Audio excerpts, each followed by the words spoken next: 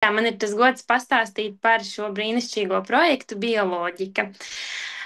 Droši vien katrs no jums jau mazliet ir aptaustījis, saprats, par ko tad šodien būs runa, bet tad šodien punktu pa punktam parādīšu jums, kas ir bioloģika, ko tā var piedāvāt, kā tā var palīdzēt. Sākotnēji es izstāstīšu to, kas no manas puses aktuāls, un tad beigās būs brīdis, kad jūs varēsiet uzdot kādus jautājumus, ja tādi būs radušies, ja, un tad es atbildēšu. Vēl vēlos painformēt, ka tātad tiekam ierakstīti, ja, tad ņemam to vērā, un čatiņā es ieliku plakātus. PDF formā varbūt, lai būtu mazliet tuvāk pie rokas un ērti var lejuplādēt un izvietot skolās, tas būtu brīnišķīgi, ja? Tad sākam, ja? Aha, taram. Tad, pirmais, laikam, ir tāds pamatiņš jāieliek, pirms sākam runāt par ekskursiju programmām. Tad par aprits ekonomiku, vidi un dabu. No manis tāds domgrauds, tā varētu teikt, tā nav tikai tēma, bet gan domāšanas veids. Un kāpēc par šo ir svarīgi runāt, domāt un darīt tieši kontekstā ar bērniem un jauniešiem, ir tas, ka šis ir vienīgais veids, kā mēs varam to mūsu nākotni nodrošināt, lai tā būtu kvalitatīva, lai mēs neņemam no dabas un vidas un resursiem vairāk, kā mēs teiksim, patērējam vairāk nekā saražojam atpakaļ. Un, teiksim, tas ir absolūti vienīgais veids, kā mēs varam virzīt mūsu nākotni tādā pozitīvā gultnē. Un tad, ja runājam par jauniešiem, tad, manuprāt, mūsdienu jaunieti iezīmē tas, ka viņam ir ļoti būtiski saprast, kāpēc, kāds ir tas iemesls, kāpēc es kaut ko daru, kāpēc man tur jāiet, kāpēc man jāpiedalās. Un es teikšu, ka šīs ekskursiju programmas ir ļoti lielisks veids, lai parādītu, kāpēc. Jo šīs programmas ir tieši izstrādātas tā, lai parādītu gan šos procesus atkritumu šķirošanas poligonos un aprits ekonomikas centros, gan dabā un vidē, lai viss šī kopējā bilde veidojās bērnam, jaunietim tāda skaidra un tā sapratne veidojās tāda patiesi spēcīga, kāpēc man ir jāsargā vide, kāpēc man par to ir jārūpējās un kāpēc par to vispār ir vērts domāt. Lūk. Un tad par pašām ekskursiju programmām un kampaņu Bioloģika. Tātad pirmkārt, sāksim ar to, kur tad šīs brīnišķīgās ekskursiju programmas un kampaņas materiālus var sameklēt. Dodoties uz Waste Resources mājaslapu, augšā ir links. Links ir pieejams arī Facebook lapā, Instagram lapā. Droši vien, kad arī šo prezentāciju varam nosūtīt jums pēc tam e-pastā, lai viss var viegli forši apskatīt. Tad, dodoties uz šo linku, jūs atradīsiet, teiksim tā, atvērumu, ja, kurā ir visas ekskursiju programmas 5 Latvijas reģionos un dažādi informatīvie materiāli, ja, un arī spēles, uzdevumi un vispārējais, par ko parunāsim jau turpmāk. Tad vienkārši klikšķinam uz programmas, un, kā jau prezentācijā redzat, varat izvēlēties, vai pat taisno jau drukājam un liekam pie sienas, vai klasē izpētam, vai lejuplādējam un izpētam, un tad tikai konkrēto programmu drukājam, kā pašiem ērtāk. Lūk. Un tad par to, kas ir pašās ekskursiju programmās. Sāksim ar to, ka visas ekskursiju programmas ir sastādītas tā, lai katrā Latvijas reģionā tās būtu pieejams. Ja? Ir sadalītas 2 klašu grupas no 1. līdz 4. klasē, kur būs varbūt viens mācīšanās veids un intereses, un no 5. līdz 9. kur jau būs mazliet citādāks šis ekskursiju galamērķu komplektiņš, un papildus tam dažādi interaktīvi uzdevumi. To mēs arī apskatīsimies nākamajos slaidos. Ir izstrādāti arī metodiskie materiāli pedagogiem, lai ērti, viegli var apskatīties aptuvenos laikus, aptuvenās izmaksas. Nu, teiksim tā, viss jau priekšā nolikts, lai var izlemt sev par tādu ērtāko, pieejamāko gala mērķi. Un kas ir ļoti patīkams bonus šajā visā, ir tas, ka piedaloties kādā no ekskursijām, jūs varat dāvanā saņemt galda spēli. Trakā labs šķiro atkritumus. Šī ir galda spēle pēc tāda UNO principa. Katrai klasē par dalību pienākās viena galda spēle.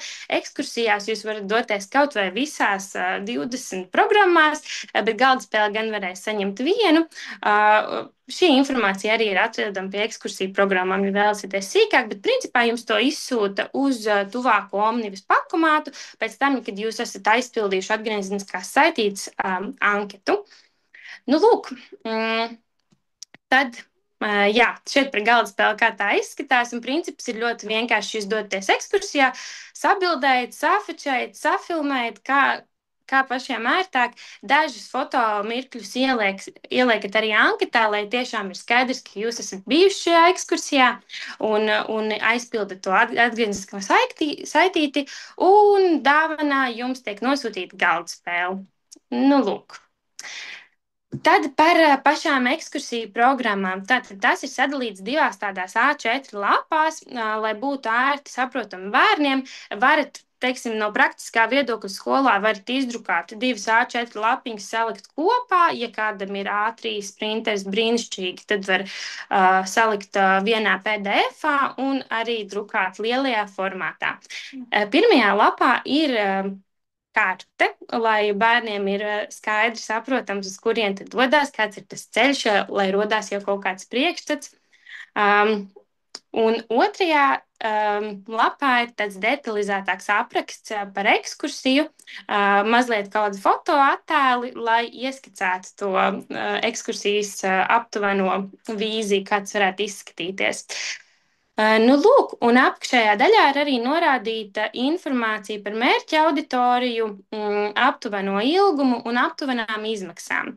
Ko es vēlos mazliet piebilst, to, ka šīs izmaksas vai ilgums ir tiešām aptuvens, tas ir tāds, nu, kā teikt, to var ņemt vērā. Tomēr visās ekskursiju galu mērķu punktos vajadzētu sazināties pašiem un kārtīgi šo informāciju precizēt, tāpēc, ka cenas var atšķirties atkarībā no reģioniem, jo dažos reģionos, teiksim, reģionā dzīvojošiem skolāniem kādas programmas ir bez maksas, taču varbūt tas var atšķirties. Ja? Tāpat citas nianses, tāpēc tā ir tāda, nu, kā skolotāja atbildība sazināties, kārtīgi izpētīt, kas un kā. Lai viss būtu korekti un precīzi. Ja? Bet maksimāli ir veidots šie ekskursiju plāni, lai šīs izmaksas būtu maksimāli nelielas un tiešām pieejams katram. Ja? Nu, lūk. Tad ir informatīvais materiāls pedagogiem. Šajā materiālā mēs varam jau mazliet detalizētāk apskatīties gan šos laika nogriežņus, gan kontaktu informāciju, gan kaut kādas, nu, teiksim, vairāk detaļas arī par šiem laikapstākļiem. Nu, teiksim, tas arī ir tāds mainīgs faktors. Varbūt kāda klase būs gatava arī ziemā doties dabas takā, varbūt kādam tas nebūs optimāli, ja? Bet nu, tā, lai varbūt pieejami vai nē, tad ir arī šādas te norādes. Nu, lūk, un vēl viens, nu, manuprāt, kolosāls aspekts šīm ekskursiju galamērķu vietām, ka dabas takās nepilnīgi visās, bet dažās ir pieejami šie interaktīvie uzdevumi. Interaktīvie uzdevumi, tātad noslēgšu nost. Interaktīvie uzdevumi būs atrodami arī tajā pašā saitītē, kur jau rādīja iepriekš, un šie uzdevumi ir speciāli izveidoti, lai konkrētajā vietā bērni un jaunieši varētu vai atpazīt kokus un augus, vai veidot tādas ir arī akmens pāses. Nu, katrā ziņā uzdevumi ir daudzveidīgi un interesanti. Aicinu tiešām aiziet paskatīties, papētīt. Noteikti, ka tos var lietot ne tikai šajās ekskursiju programmās, bet arī kādreiz citreiz doties uz kādu nesaistītu objektu, ja vai vienkārši dabā, tad lielisks palīgs. Nu, lūk, tad par pašām darba lapām. Tās arī ērti iespējams tajā pašā saitītē atrast, sameklēt. Ir darba lapas, kuras attiecās tieši uz ekskursiju galamērķu vietām, un ir darba lapas, kuras ir iespējams izmantot nesaistīti. Teiksim, ilgspējas bingo. Šo spēli jūs varat lietot kā klasē, tā iespējams arī kādā transporta līdzeklī vai vilcienā vai autobusā dodoties uz ekskursiju. Tas ir, teiksim, skolotāja ziņā, kā skolotājs izdomā sakomponēt šo savu ekskursiju. Bet, principā, ļoti, ļoti daudz iespējas. Un ir izstrādāti arī metodiskie materiāli, kurā tad ir visas šīs spēles aprakstītas, lai skolotājiem ir skaidrs, kas tur domāts darīt, kā tur plānots, un tad, lai viss tas būtu tā parocīgi un pielietojami, ja? Praktiski. Nu, lūk, un tad varbūt mazliet par tādu izvēli, ja, kā tad izvēlēties piemērotāko ekskursiju programmu tieši savai klasē, jo mēs visi esam atšķirīgi, katram ir savas intereses un vajadzības un iespējas. Tad pirmais faktors, kas ir ļoti nozīmīgs, ir šis reģiona faktors. Un tas ir būtiski, jo tieši dodoties uz atkritumu šķirošanas poligoniem, ir svarīgi teiksim tā, sarunāt sākotnēji, no kura reģiona tad jūs dodaties. Ja tas ir jūsu reģiona ietveros, tad viss super, tur nebūs sarežģījumi, bet katrā reģionā atkritumu šķirošanas tur kaut kāda kārtība var atšķirties. Līdz ar to, ja, teiksim, es dzīvoju Kurzemē, bet dodos uz Vidzemi, tad man iespējams stāstot šo stāstījumu par atkritumu šķirošanas praksi. Tajā vietā tad varētu kaut kas tur tā kā neštimēt kopā, ja? Līdz ar to ir ļoti svarīgi sākotnēji šo izrunāt, kad sazvanamies un sarunājam tikšanos ekskursiju galamērķos. Tāpat par cenu piedāvājumu, to jau es minēju iepriekš, ka tas tomēr var reģionos arī mazliet atšķirties. Tāpat laika gaitā, ja, jo šīs ekskursijas būs pieejamas ilgāku laiku, ja, tad iespējams, ka kaut kas var pamainīties. Līdz ar to pazvanam, sazinamies un galvenais neaizmirstam pateikt, no kura reģiona mēs esam. Ja? Tad par klases dinamiku. Šeit es mazliet domāju par to aktivitātes līmeni. Ja mēs zinām, ka klasē ir sportiski bērni, aktīvi bērni, tad iespējams varbūt liekam šīs dabas takas pirmās, ja, lai mazliet noņemtu to enerģiju un pēc tam dotos jau kādā izglītojošā nodarbībā vai poligonā tā mazliet mierīgāk un nosvērtāk. Tāpat finansiālās iespējas, ja, tad sākumā noteikti jānoskaidro, kādas ir šis iespējas, kādas ir šīs cenas, un tad jāsalāgo, kāds ir tas optimālākais veids. Un tāpat fiziskie un mentālie ierobežojumi, ja, teiksim, ir kādi skolēni ar kustību traucējumiem, tad noteikti dabas takas ir jāizpēta, kurās ir iespējams. Ir tādas, kurās ir iespējams, ir tādas, kurās noteikti tas būs ļoti apgrūtinoši, ja, un sarežģīti. Tad tāpat mentālie ierobežojumi. Mēs zinām, ka ir kāds bērniņš varbūt ar kādu diagnozi, tad lielas telpas, varbūt troksnis, varbūt kaut kāds aromāts varētu būt mazliet par stimulējoši, ja, tad šo noteikti arī ņemam vērā, tad skatāmies tās iespējas, kā mēs to varam izmenedžēt. Nu, lūk, un tad transporta pieejamība. Jāskatās, kur atrodas skola noteikti, ja, un to es arī parādīšu, kā šajā Google Maps kartē var ļoti ērti paskatīties, kā šos maršrutus tā optimāli salikt. Nu, un dažādi transporta veidi pieejamība, ja? Jo nevienmēr ir jāņem skolas autobus pilnīgi obligāti. Varbūt citreiz varam doties ar vilcienu kādu gabaliņu. Ir kādi objekti, kas ir ļoti netālu viens no otra, ja, ka var aiziet ar kājām.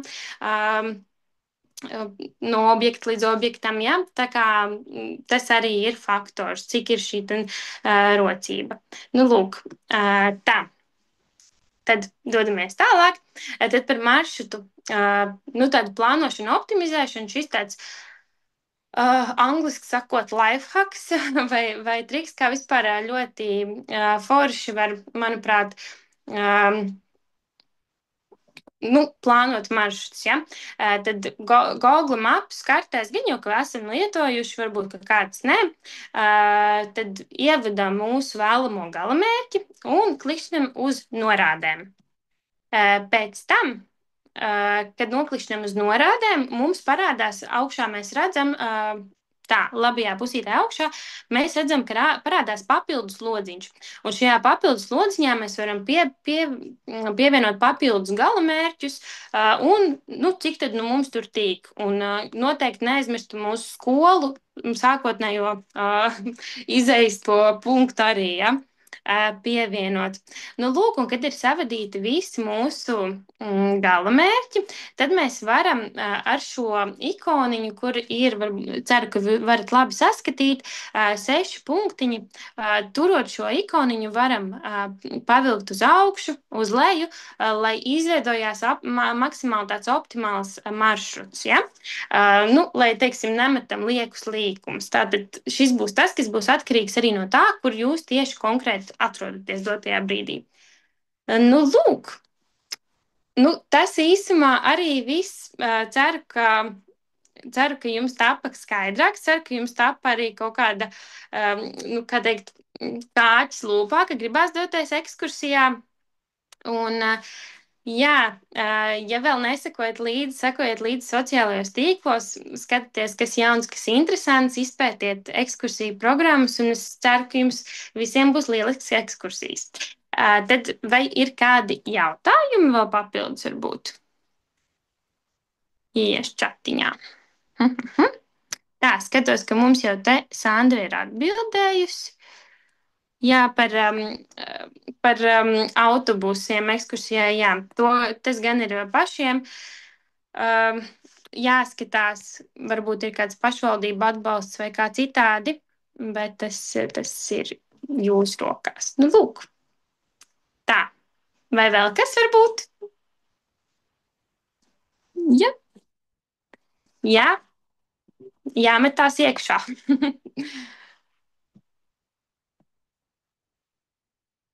Tā. Nu, pagaidīsim, varbūt drusciņi, varbūt, kad ir vēl kaut kas. Mhm. Paldies par paldies! Jā, tiešām ceru, ka izdosies doties aizraujošās ekskursijās, jo šādu iespēju, man liekas, nevar tiešām laist garām. Lai visiem forša atlikusī diena, un varbūt drusciņi vēl pagaidīsim. Tā, jā, spēli iespējams iegūt līdz 31. maijam. Ja? Vai kamēr vēl pieejams. Ja nu nemācēšu gan pateikt, cik konkrēti spēles ir, bet ja nu sāk visi braukt kā traki un galīgi izķer, tad pasteidzieties. Bet principā jā, līdz 31. maijam spēli var iegūt. Labi, paldies jums! Atā!